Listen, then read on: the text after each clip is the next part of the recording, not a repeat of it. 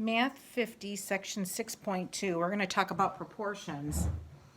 A proportion is a statement that two ratios are equal. It's a comparison of two quantities, but they have to be equal. So here's what it's two fractions set equal to each other, and that's called a proportion, okay? So here's an example. 5 is to 6 as 10 is to 12, and that's how it's read. So 5 is to 6 as 10 is to 12. So these two are equal to each other. Basically what you're doing in the numerator and denominator is multiplying them by 2 and you get an equivalent fraction, okay? And you can make infinite number of proportions equal to anything just by simply by multiplying or dividing the numerator and the denominator by the same number. Okay, so here's your first example. We want to write this sentence as a proportion. It says 12 diamonds is to 15 rubies as, so the as is the equal to sign, 4 diamonds is to 5 rubies. So it's 12 diamonds is to 15 rubies as 4 diamonds is to 5 rubies. So these are equivalent ratios, so they are in proportion to each other. So notice that in the numerator on both of them, they're both diamonds, and in the denominator, we have the quantity rubies. Okay, the second one, we have 5 hits is to 9 at bats. So 5, we're talking about hits in the numerator, bats in the denominator, as 20 hits is to 36 bats. So hits is in the numerator, bats is in the denominator.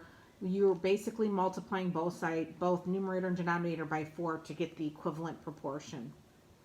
So just again, remember that in the numerator and the denominator, you want to have, in the numerators, you want the same unit as you do have in the denominator. So like I said, in the numerator, we had diamonds, denominator, we had hits. So, I'm sorry. Numerator, we had diamonds, denominator, we had rubies, and hits in the numerator, bats in the denominator for both. Okay, so how do you know whether or not proportions are true? Well, one way to determine that is by cross multiplying. We talked about that in class. You're going to multiply the numerator of one fraction with the denominator of the other, and vice versa, the denominator of the first fraction with the numerator of the second fraction. Kind of a tongue twister here. Okay, so example number 2. They want to know, they're asking you, is 2/3 equal to 4/6? Okay, so what you could do is say 2 times what gives you 4, and that's 2. Now, is 3 times 2 6? It is. That's one way to do it. The other way would be to take 2/3 and 4 6, and you're going to cross multiply. So 2 times 6 is 12, and 3 times 4 is also 12. And if these two numbers are equal to, we say they are in proportion. It's a true proportion. So we have another example. The only thing different about example 3 is we have some decimals. So you're going to multiply 4.1 times 5. Does that equal 2.9 times 7? So 4.1 times 5 is 20.5, and 7 times 2.9 is 20.3. We talked about how to multiply decimals in the last chapter. So because these two are not equal, so we have 20.5 for 4.1 times 5, and that does not equal what you get on the other side, 20.3. So these two proportions are not, it's not a true proportion. They're not equivalent. Okay, next one's a little bit more complicated. It looks like we have mixed numbers here, here, and here. So what I would do is I would convert 1 and 1/6 to 6 times 1 is 6 plus 1 is 7. So 7, 6, you're converting all of these. This would be 21/2. Does this equal, we're going to leave 1/2, and then this would be 9/2. We're just converting the mixed number, and all you do is multiply the denominator times the whole number, add the numerator. So 4 times 2 is 8, 8 plus 1 is 9, 9/2. So now we're going to do the same thing. We're going to cross multiply. We're going to multiply 7/6 times 9 over 2, and we'll do that in a second, equals, does this equal 21 halves times 1 half? Okay, so, well, we could simplify. 3 goes into both of these, so this would be a 2, and 3, that would be a 3. And 7 times 3 is 21. 2 times 2 is 4. And this would be 21 over 4 also. We can't, there's nothing to reduce here. And since these two numbers are equal, this is a true proportion. Okay? So what if we get a proportion and there's a part that's missing? We can easily find the missing part in a proportion. So for example 5, we have 2/3 equals what over 30? So 2/3 equals what over 30? Couple ways you can do this. So you could say 3 times what gives you 30, and then whatever you do that, you're going to do to this. So in other words, 3 times 10 is 30. So 2 times 10 is 20. So this would be 20. Okay, x would equal 20. Okay, so that's one way to do it. But truthfully, the easiest way is to cross multiply. 3 times, and it doesn't matter what goes first. You can do 2 times 30 first, which is 60. 3 times x, which is 3x. And then you learn how to solve equations. Divide by 3, and that would be 20. 3 goes into 60 20 times. Okay? And that's what we thought it was. Next one, example 6.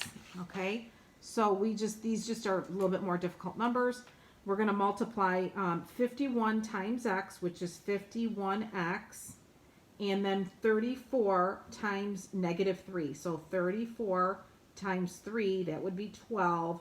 9 and 1 is 10. So this is going to be -102. Okay? And then divide by 51, and it looks like -2. Answer is -2. Example 7. Okay, so we have 1/2. We're going to do 1/2 over 4/5 equals 3/4 over y.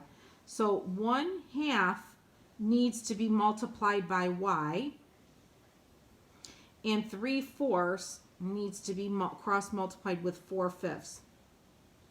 Okay, these 4's cancel out, so you have 3/5 on the right side and 1y over 2 on the other side. And then cross multiply again. 5 times y is 5y, and 3 times 2 is 6. Divide by 5, and you get 6/5, or you can write it as 1 and 1/5. Both good answers. Okay? Example 8, we're going to cross multiply. 8 times 1.5 is 1.5x. X times 1.5 is 1.5x. And then you've got 0.8 times 3. Okay, so this is 24. You're going to move the decimal over 1, so 2.4 equals 1.5x. Okay, then you're going to divide by 1.5. And what you could do is just do your long division, or you want to move the decimals over 1. So really this is the same as 24 over 15, and do your long division, but the answer comes out to be 1.6. Okay. Number 9, I think we have 2 more examples. Number 9, we are going to multiply 12 times y, which is 12y, and 14 times 16. Okay, so let's review how to multiply 14 times 16. 14 times 16. So 6 times 4 is 24. 6 times 1 is 6, plus 2 is 8. And then 4, 1. So 4, 2, 1. Oops. 2. 2, 2, 4. Okay, make sure that's right. Yep, 2, 2, 4. So 12y equals 2, 2, 4. Then divide both sides by 12, okay? So we're going to do 12 goes into 224. So 12 goes into 22 one time, and that gives us 10. And 8, I believe that's going to be, you could reduce it, or you could leave it as, you could have taken, what they did here was they reduced it. But I'm going to keep, if you want to keep changing it into a decimal, you can. So 12 times 8, 16, so that would be 96. And then subtract, that would be 8. And you can bring down the decimal and you can keep going. Or what you can do is what they did is just simplify, divide each by, I think 4 goes into both of these. Yes, it does. And you end up with 56 over 3.